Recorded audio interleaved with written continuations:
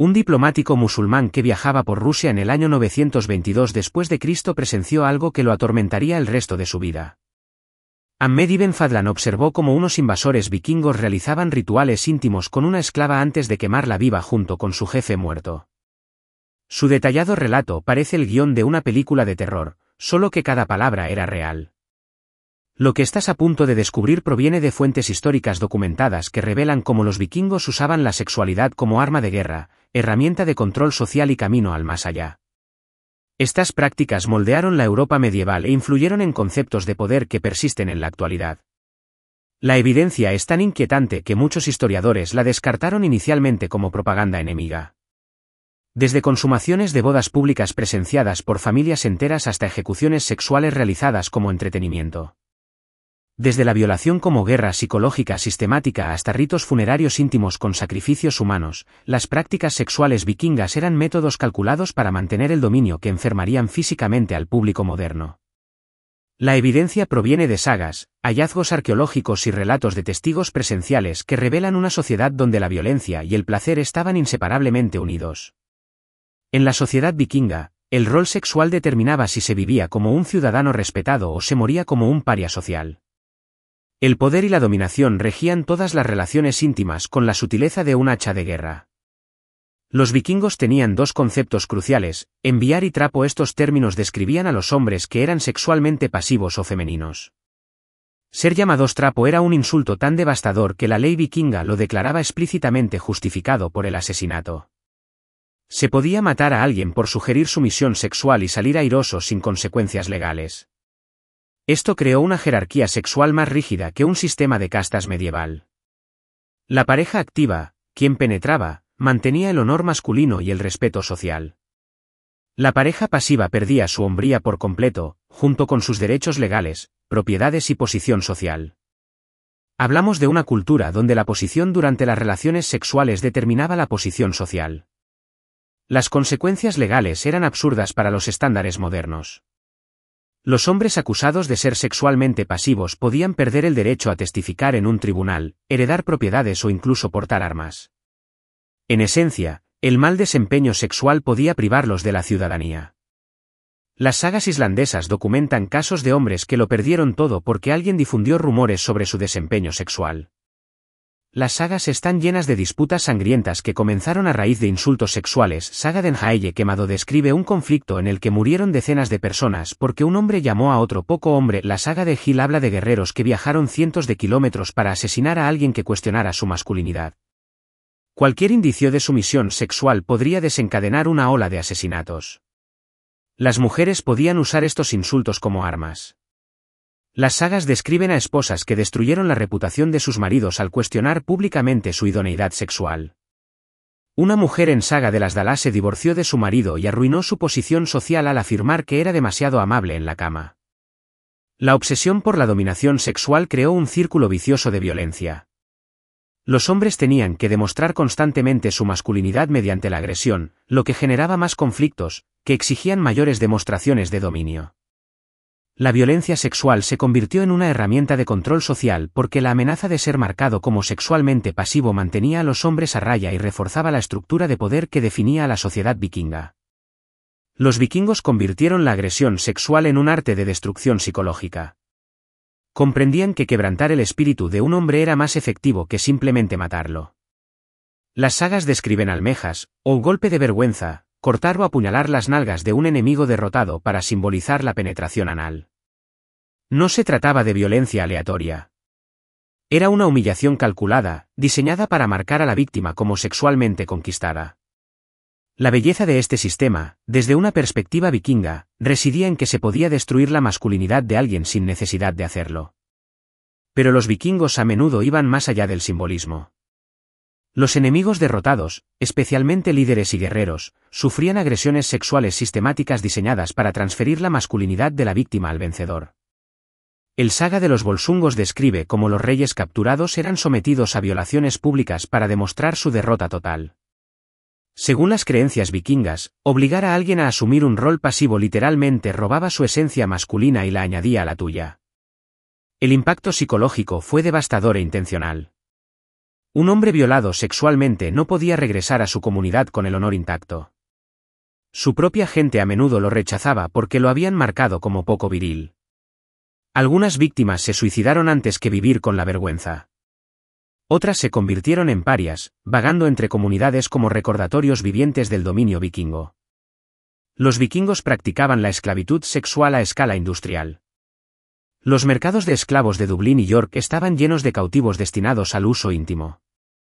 Las sagas describen con naturalidad cómo los saqueadores dividían a los seres humanos como si fueran ganado, reservando los más atractivos para las colecciones personales de los líderes.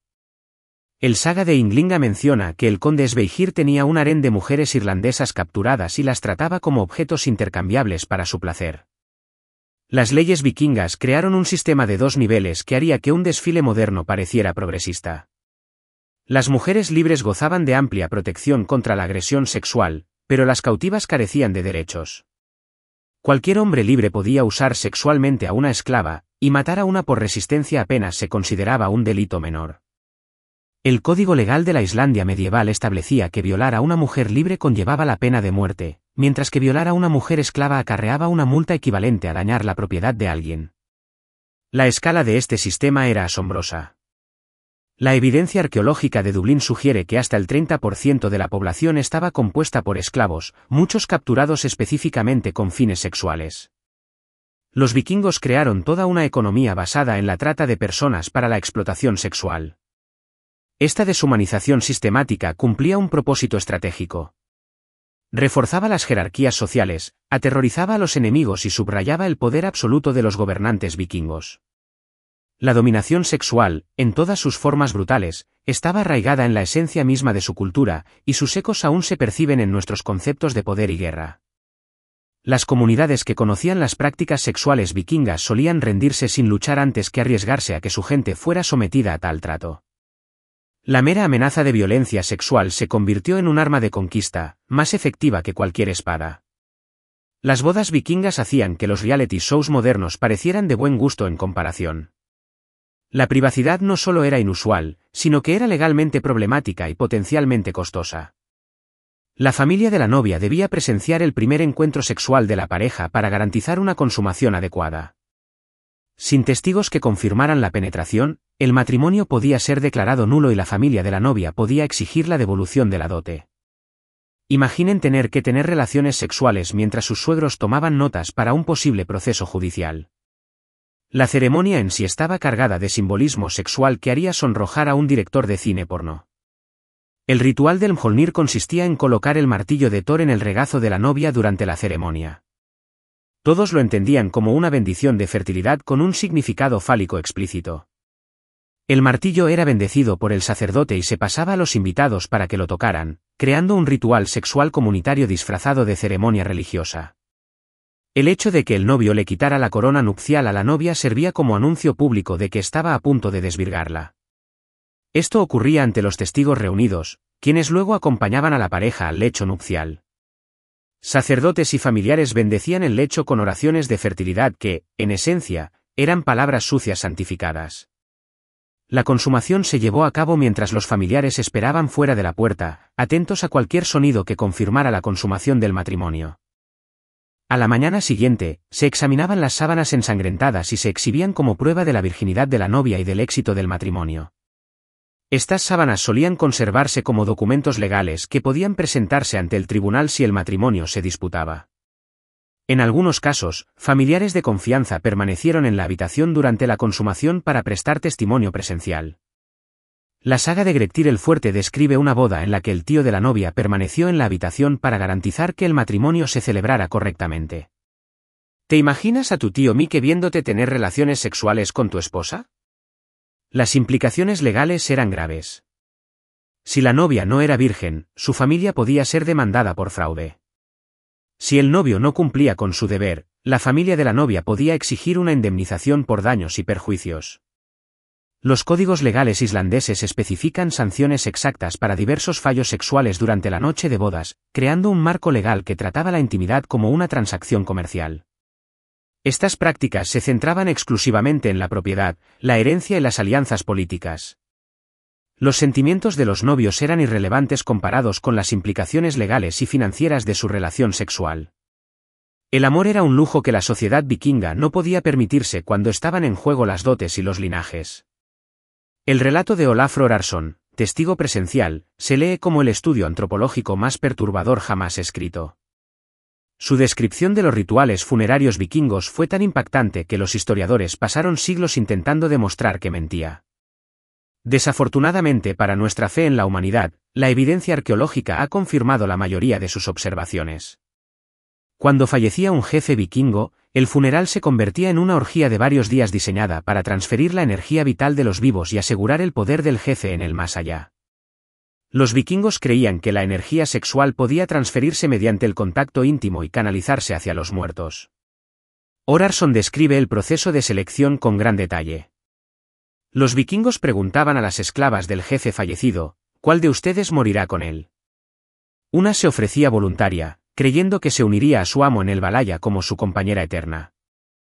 Lo que sucedía después hace que las películas de terror modernas parezcan dibujos animados. La esclava elegida pasaba los últimos días antes del funeral teniendo relaciones íntimas con varios hombres de la tribu.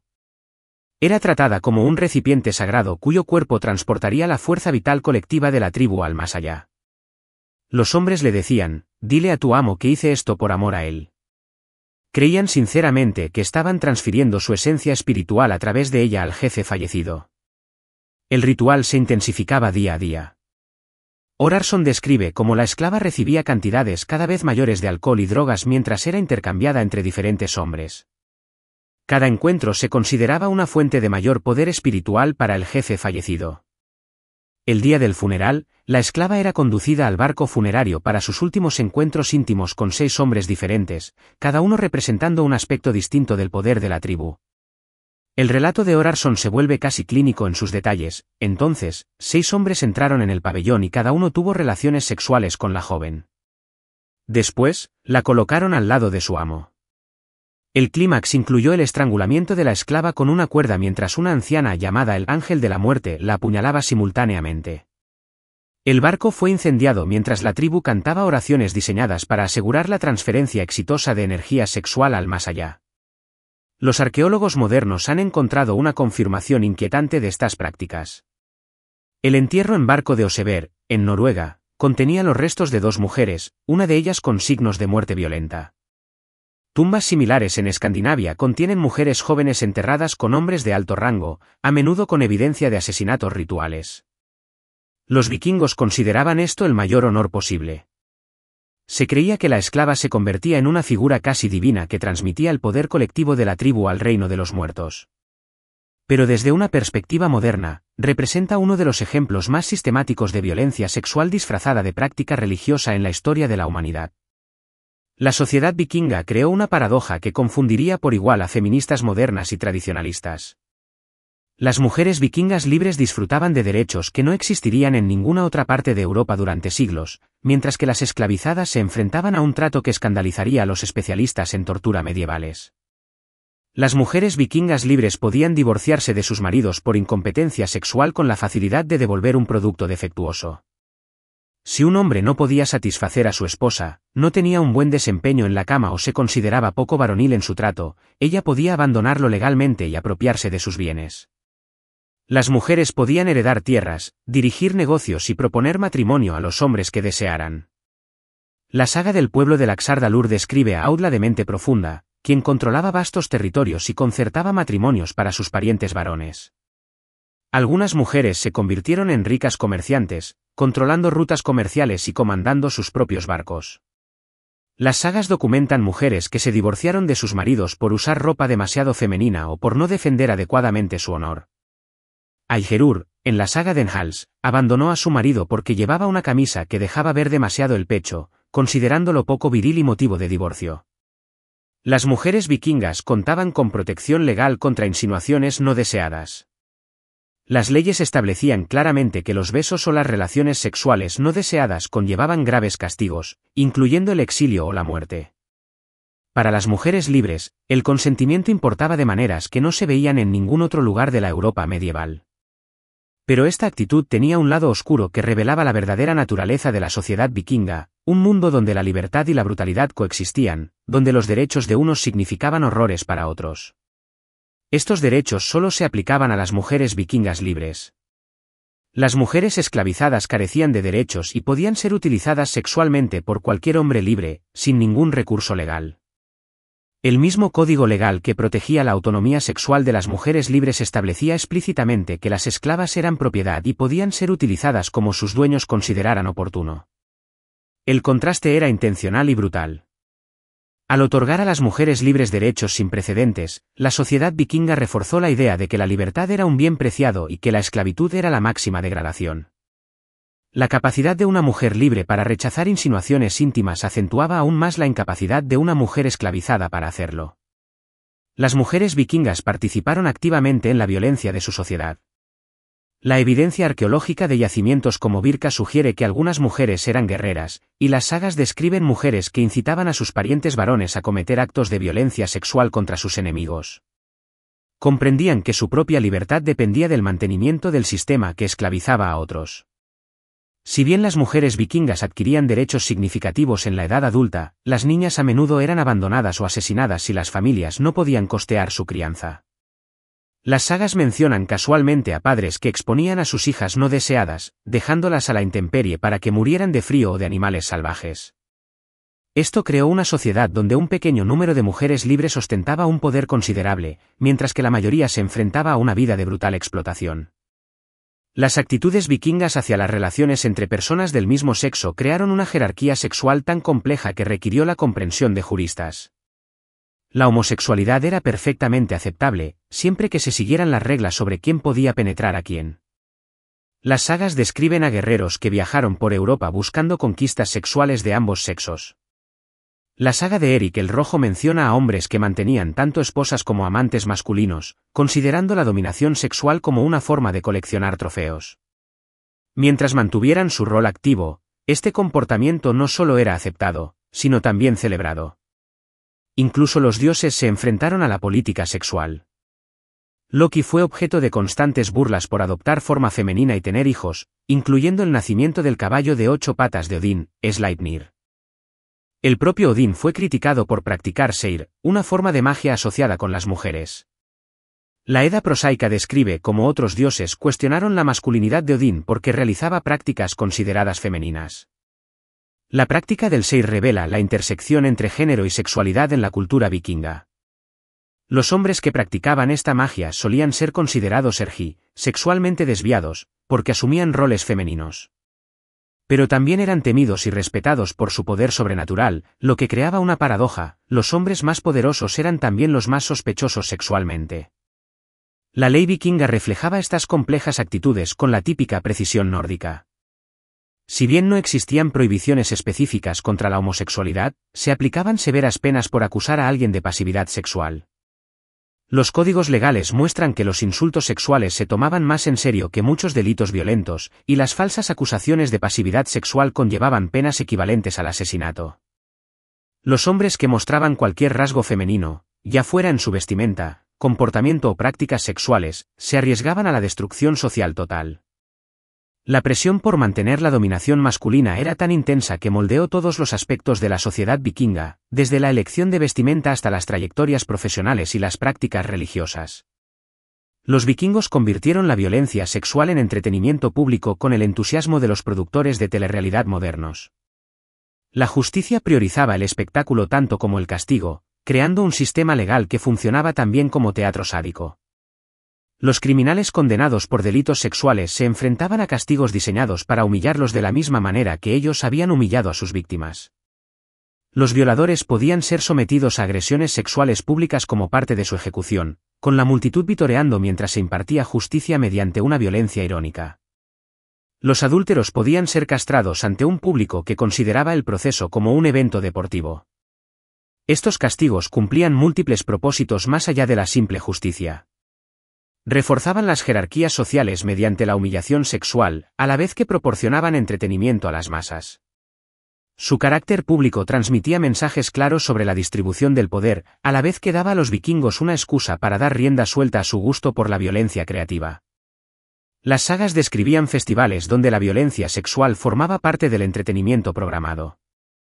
Los enemigos capturados eran obligados a realizar actos degradantes para el entretenimiento vikingo, mientras la multitud apostaba sobre cuánto tiempo sobrevivirían las víctimas a diversas formas de tortura sexual.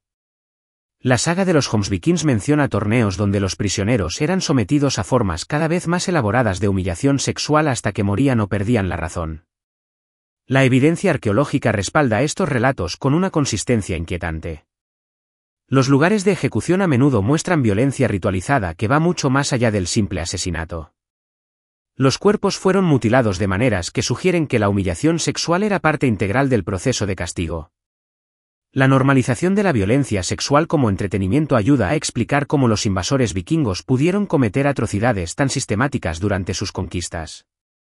Siguieron guiones culturales que hacían que la violencia sexual no solo fuera aceptable, sino digna de elogio, convirtiendo la violación y la tortura en arte escénico.